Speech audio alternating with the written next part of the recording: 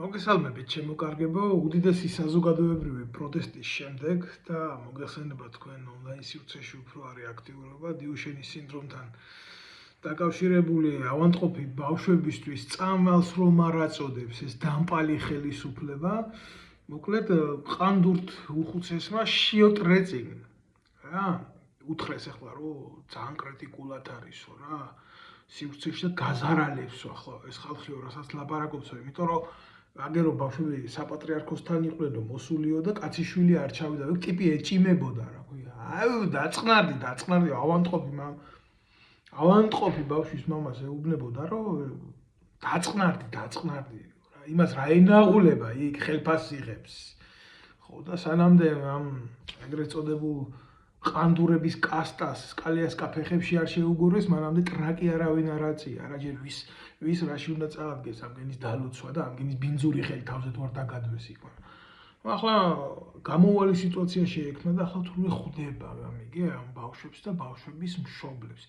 მე ნამდვილი გითხრათ არ მესმის და არ ვიცი ამან ვის რა უნდა გაუკეთოს, რომელიც მხოლოდ და მხოლოდ ბიძინა ივანიშვილის შვილს რო დაადო თავზე ხელი, აი მერე რო გადაწყვიტა იქეთ რაღაცა ღობის ძირში რო ეს დახოცილი ბავშვები დაინახა და რისკი რო გახდა, იმისი შეიძლება ვინმე მოკვდეს და აი ამას ვინმე არ მოუბრუნდეს, მერე იქიდან ქადაგებებზე რო დაიწყო ხმამაღლად ლაპარაკი თურმე ერი რო ვიცლებით, ახლა რო დაუნახია, ახლა დაზღვევას აკეთებს თავის თავს და ახლა ხვდება გამიგე პროტესტი რო აიწახა და ხმა რო ამოიღეს და ახლა ზოგი ამ სიმართლეს ალბათ ვერ დაინახავს რა რამხელა ფალსიფიკაციას ექნება პატარა ხანში ადგილი და ესეც დალოცავს და მე რო რამე მოხდეს აბა მე რა უნდა მექნა მეტი აბა მე რა შემეძლო მეტი თურმე შეუძლია კი არა მუცელში რო ბავშვი ისახება ის როგორ უნდა იყოს იმის ცხოვრება იმაზე ლაპარაკი შეუძლია და იმაზე არ აგერ გაჩენილი ვინცაა და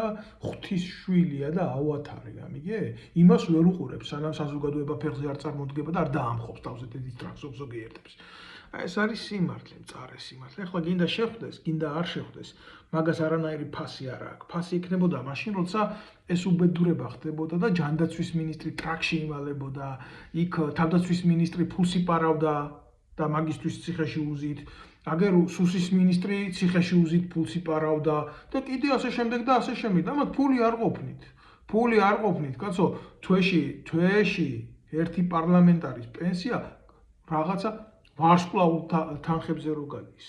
რამდენი არის? ჯერ პენსია კი არა, ხელფასი და პენსიონერის პენსია რამდენია და პარლამენტარის ხელფასი რამდენია?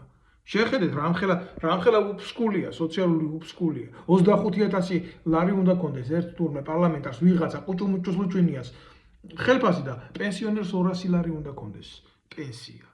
და არ არის იმ ბავშვების ფული, არ ვერ მოიძებნა ის 1 მილიონი, 2 მილიონი, 100 ბავშვია, სულ და წამალი ვერ შემოუტანის. და ახლა დაინახა ეს შიომ და ახლა ხმაური რო დაიწყო, ახლა გამოვა და ახლა დალოცავს. და ეს ლოცვა მისი გადაარჩენს. ამხელა ღვთის ღალატი და ამხელა უხთობა, აი ესენი რასაც ჩადიან, ამ ქრისტეს სახელით მოვაჭრებს, ალბათ მართლა არასდროს არ ყოფილა ჩვენ ქვეყანაში რა.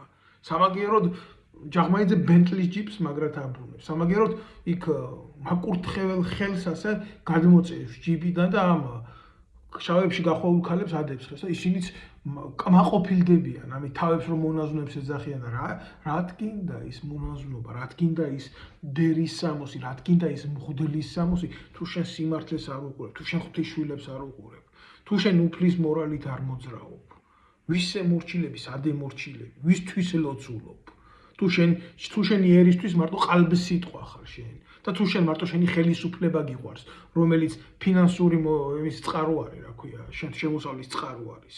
და ხელისუფლების მოყვარე თუ ხარ, რომელიც უდიდესი რელიგიური ცოდვაა და რასაც უყურებთ, მარტო ესენი ხელისუფლების მოყვარეები არიან და ოქროს მოყვარულები არიან.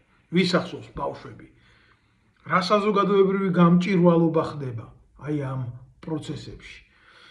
всё, აი ამის თქმა მინდოდა დანარჩენს დავინახავთ, თვითონ პროცესები გვაჩვენებს ყველაფერს. ვის როგორ და რანაირად უყარს მოყვასი. გულისამრევი იყო რა, დაცვა საპატრიარქოს, აჭკებიანი ტიპები რა. მღვდელს რა თუნდა დაცვა, ქრისტეს ვინ იცავდა? რა ქრისტეს დროსაც კი იყო არაბული ტაიჭები, მაგრამ ის ჯორი დადიოდა ეგრე. როცა გაიარა რა. ჯორზე ამხედრებულმა გაიარა. ხო. რა, არ იყო არაბული ტაიჭი ვერ შეჯდებოდა არაბულ ტაიჭზე?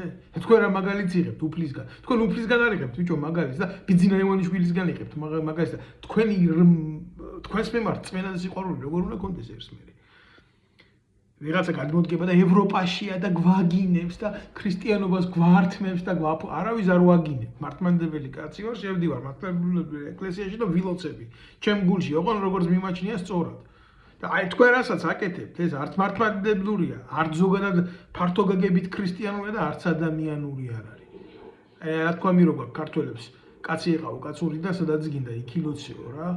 თქვენში არც კაცობა, არც ქრისტიანობა, არც მართლმადიდებლობა, არც ღმერთობა. აბა სად არის ის მაგის ახლა ყანდურ თუ ხუცესიშიო ტრეტის დმაკაცი რო არის ის ვასაძე ბიზნესმენი ვასაძე რატო ახლა არ გადმოხდა წინა რიშიშვილა ხმალი და არ თქვა რომ დავაფინანსებ ამათ წამალს არა ყველა იმალება და ყველა ქრება მაშინ როდესაც უანგარო სიყვარულზე მიდის უანგარო გაცემაზე მიდის საუბარი ამას მერტი ამბობს კაცო ორი ტანსაცმელი დუგა ერთი სხვას მიეციო ტანსაცმელს მისცემენ სხვას და გაცემენ კი არა სული არ ამოხადონ ქართველებს სული არ ამოგლიჯონ სასულედან. აი ეს არის. ფილტრაცია მიდის და კარგია რომ მიდის რა. დოლაბის ქვებით მოგიწევთ იმიერში სირვილი თქვენ. ასეა თქვენზე განსაზღვრული უფლიდან.